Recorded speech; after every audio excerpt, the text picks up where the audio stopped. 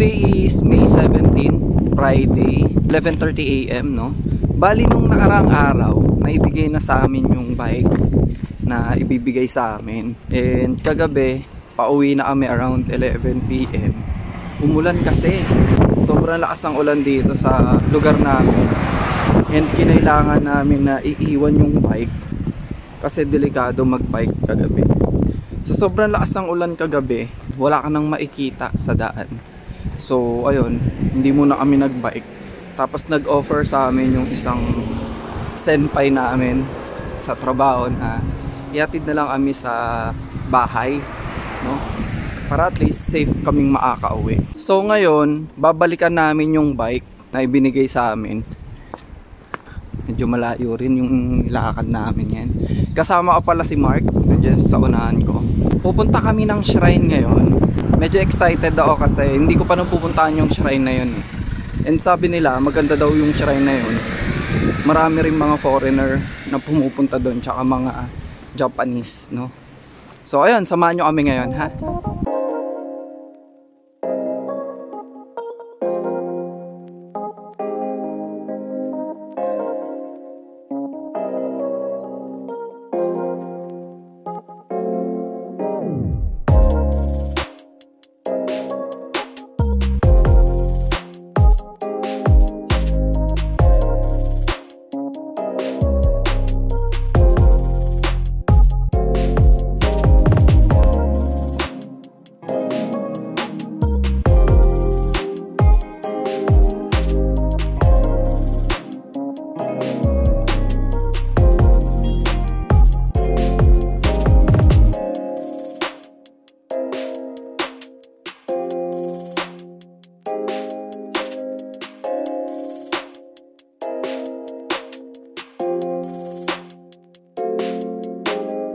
So ito yung parking lot sa likod nung pinaka-establishment. Dito rin kami nag-i-in. Sa likod kami dumadaan. Yun naman, yung sa likod ng workplace namin, merong malaking ospital.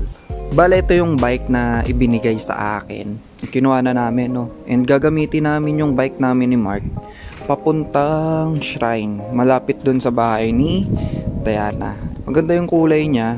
Used na yung bike, pero bago pa eh. Parang ilang beses lang ginamit. Ayan, eto si Mark, oh. Ang ganda rin ng bike ni Mark. Kulay itim. Ano pangalan ng bike mo, bro? Blacky. Sa akin, ang pangalan ng bike ko is Brownie. Yan. So, gagamitin namin si Blacky at saka si Brownie papunta doon sa shrine. Kung saan, inaantay na kami ngayon ni Diana. Okay? So, let's go. Samahan nyo kami.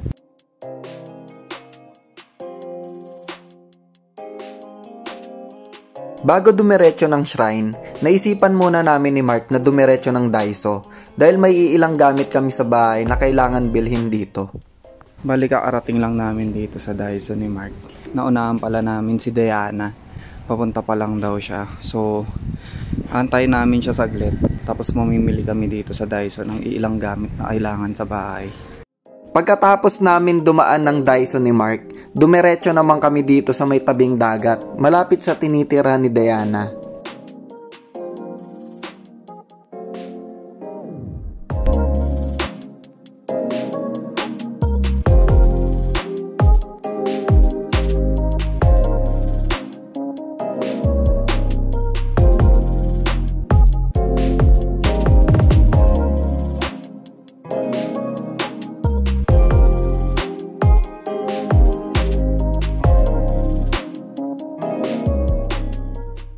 So, kararating lang namin dito sa bahay ni Diana. Grabe, nakakapagod mag-bike. Tapos, papalit daw siyang sapatos kasi masait sa pa yung sapatos na gamit niya. Iiwan rin namin yung iilang pinamili namin, guys. Pasok na tayo. Sige. Ojamashimasu! Hi, dozo! So, ayun guys. Pagpasok nyo dito sa bahay ni Diana, ang unang bubungad sa atin is yung genkan. Ito yung genkan na tinatawag, which is ito yung lagayan ng ating mga sapatos. Dito kasi sa Japan, hindi mo pwedeng ipasok yung sapatos sa loob ng bahay. Bale, pagpasok ng bahay ni Diana, Ganito makikita nyo. Yan. 2 kwarto, no? Ito yung pinaka-kitchen area. Ang ganda ng kitchen niya. Bro, no? Separate. Ganda. Separate yung kitchen. Ito yung pinaka-zinc. Tapos yung electric stove. Ah, ang ganda rin ng ano nyo. Ano tawag dito? Ayan, no? Yung ventilation. Pag magluluto. Tapos may microwave. Then, refrigerator. Yan. Tapos, sa taas, may mini cabinet. Ang ganda ka din. Yung basura. Kaya nga eh. Paano Ayan guys, segregation. Kita niya yan. Ito yung pinaka-segregation dito sa Nemoro. Ang daming way kung papaano i-segregate yung bagay, no? May burnable waste, may bulky refuse, no? Mga non-burnable waste, plastic, cans, pet bottles, yan. Iba-iba yung pagsosort nun, guys. Diana, pwede ba ako pumasok sa room? Bawal? Eh, yung isa na lang. Ito na lang, yung kay Gloria. So, ito, pagdating ni Gloria, ito yung magiging room niya, no? So, ba't ang lawak nung kanila, no? Yan, pagpasok mo, ganyan yung room. Tapos, merong sariling heater. Bale, itong bahay ni Diana, no? Tapos si Gloria. Malaki yung space niya kaysa dun sa bahay namin. Saan yung bathtub? Hindi yung bata, doon yung ano. Tapos itong pinaka-CR, no? Pag pinasok niya yan, may bathtub. Tapos yung pinaka-toilet. No? Ha? Bakit? Ay, sige, hindi ako papasok. May division ba ito? So, hindi ko na binideo yung pinaka-loob. Si Arian dyan. Ayaw kasi ni Dayan eh. So, ayun guys, i-share ko lang rin sa inyo after namin dito sa bahay. Nagpalit lang ng sapatos si Diana. Tapos, iniwan namin yung gamit namin kasi medyo mabigat. Dediretso na kami sa shrine, no? Anong pangalan ng shrine? Kotohira. Ayun, Kotohira Shrine, no? Which is malaki, medyo malaki daw eh, sabi ha. Yun, malaking shrine dito malapit sa bahay ni Diana. Tapos i-explore namin kung ano yung mga makikita natin doon, no?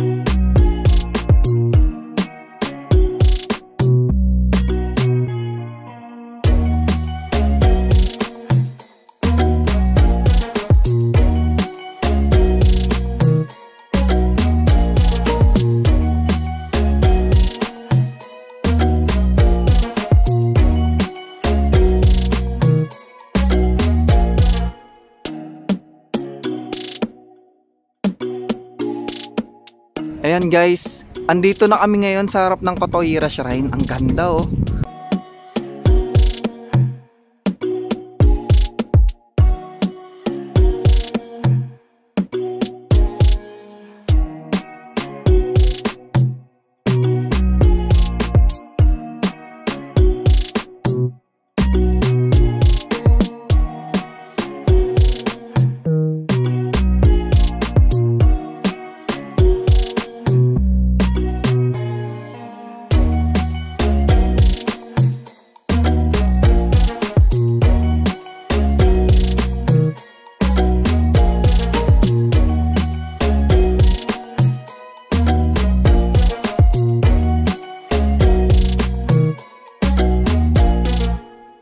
Hi guys!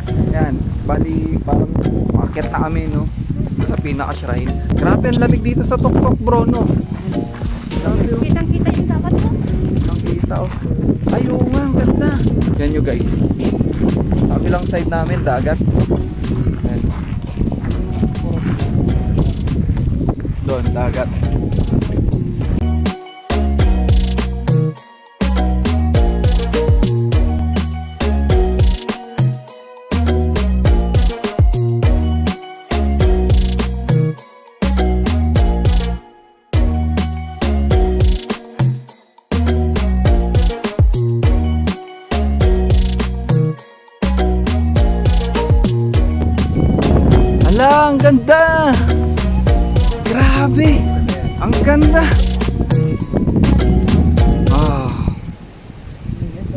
Ganda oh.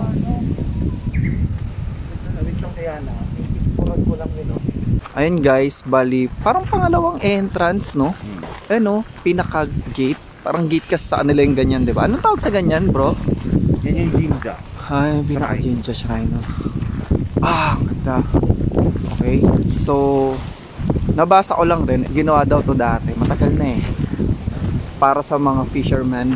Dito sila nagdadasal para sa mga protection, ganyan. Tsaka para mas marami yung huli nilang isda. Bro, meron pa dito. Sa gilid oh. Ayun o, maganda yun. O Inori yung to pray, di ba? Oo, Inori. Grabe. Para pa rin akong nananaginip. Ganda.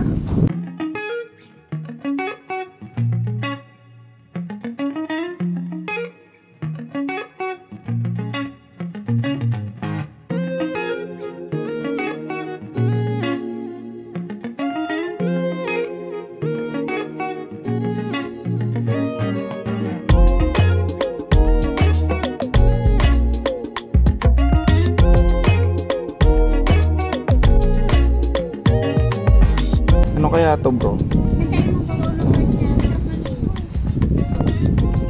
Mababang part. Baliw ang lamig dyan. Ano maliligo dyan? Dito nga lang hindi tayo nakalublob sa tubig eh. Nanginginig na tayo, sobrang lamig eh.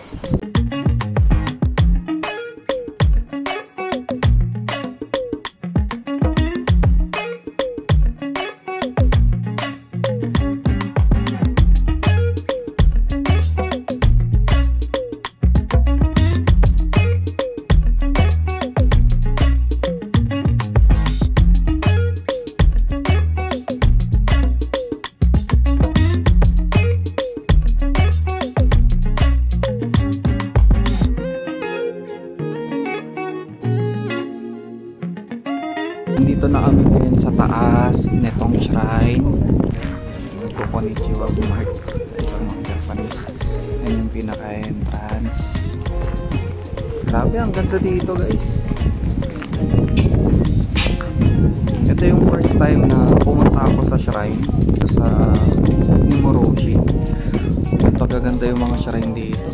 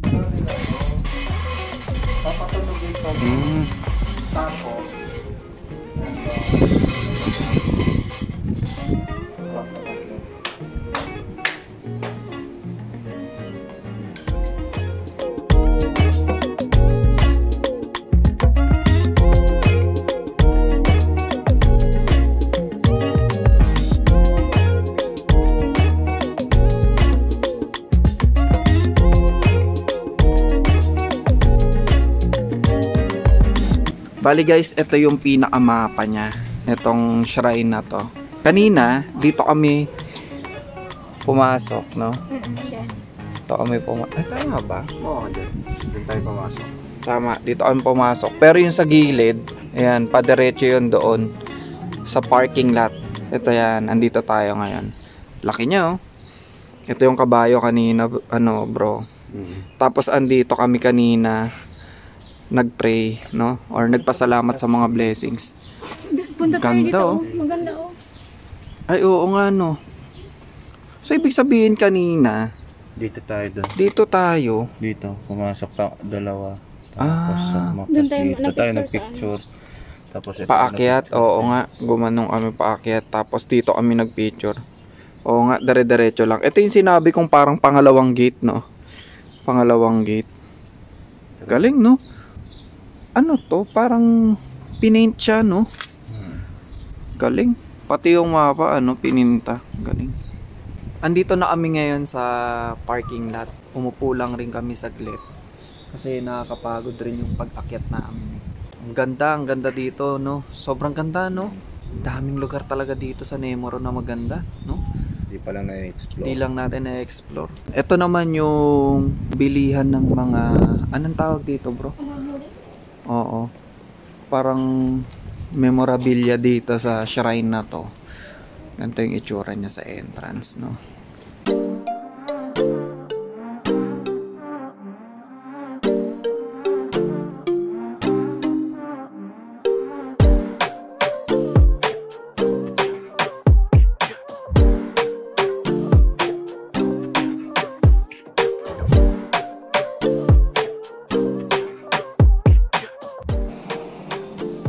Ayan, ito yung sinasabi ko sa inyo. Itong shrine na to, tinayo to dati para sa mga fisherman, no?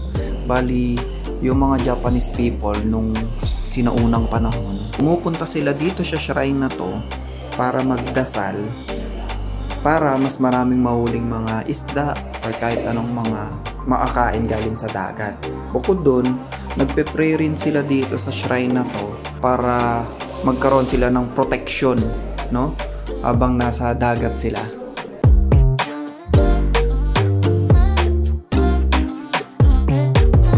Grabe guys, napakaganda oh. Oh my god. Amazing, ang ganda dito. Parang bumabalik sa unang panahon ng Japan. Kasi makikita mo yung dito sa bawat pictures na kung ano yung mga sineselebrate nila, kung ano yung mga pangyayari dito sa shrine na to.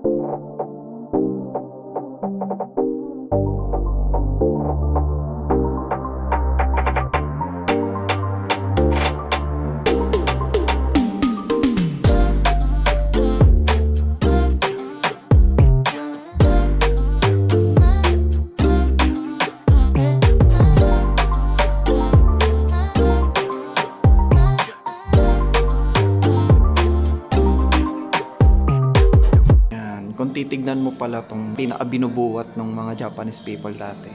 Ito yung pinakaharap, no, nung shrine kanina. Bali kalalabas ko lang doon sa may souvenir shop, no. Napakaganda talaga doon sa loob. Ang dami mong makikitang pictures, videos, at saka yung mismong mga sinusuot ng mga Japanese people tuwing sineselebrate nila tong Omatsuri, no? Omatsuri nitong shrine na ito. Ngayon, naglalakad kami dito sa may left side nitong shrine. And makikita nyo naman dito is yung dagat. Dito sa harap ko dagat, no? Tapos, oh my god, grabe. Tignan nyo to guys, oh.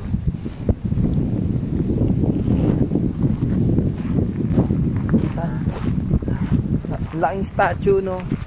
Ang laki nitong statue na to. Oh my god, amazing. Ay, nakakatuwa.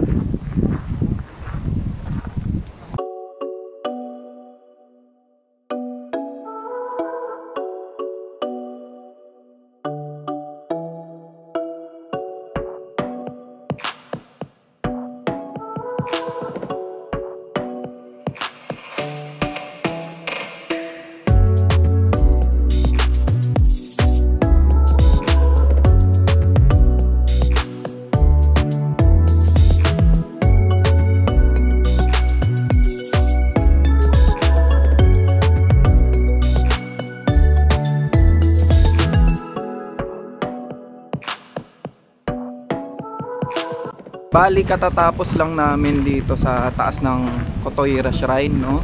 Pababa na kami ngayon. Babalikan namin yung bike namin doon sa Seiko Mart kung saan nagpark kami kanina.